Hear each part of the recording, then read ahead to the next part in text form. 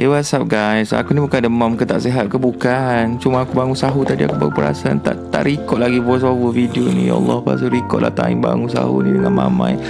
Kita tumbuk dulu satu sudu kecil black pepper, 3 ulas bawang putih dengan 3 akar ketumbar.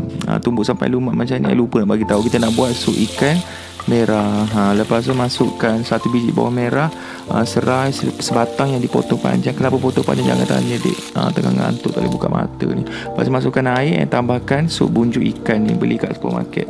Lepas tu masukkan serbuk perasa, garam, gula, serbuk semualah seasoning dia tu, and tambahkan cili padi 6 biji. Kenapa 6 tak tahu, tumbuk je, letak je. Lepas tu masukkan ikan merah. Kalau tak ada ikan merah, ganti je apa yang ada kat dapur tu, siakap ke keli ke, boleh, asalkan ikan je. Lepas tu letakkan tomato sebiji. Lepas tu letak apa lagi Sekejap aku recall balik. Lupa kena tumis darat dulu. Lepas tu korang tumiskan bawang ros dalam 5 biji yang dihiris nipis, dan sekali dengan cili kering. Lepas tu letak kat atas. Barulah cantik kita punya sup tu. Bawang goreng tu yang bagi sedap sebenarnya. Lepas tu letak daun sup, perahkan limau, bagi masam semua. Dah habis ke video ni? Ya Allah, tak habis lagi, panjang lagi, kena sambung lagi kejap sikit lagi. Okay, lepas tu boleh makan nasi putih. Nasi putih baru kena remind juga cara nak makan. Letak je atas nasi, boleh makan sekali semua. And sedia untuk dihidang. Boleh semua belajar. Terima kasih, cikgu nak tidur je. Selamat mencuba.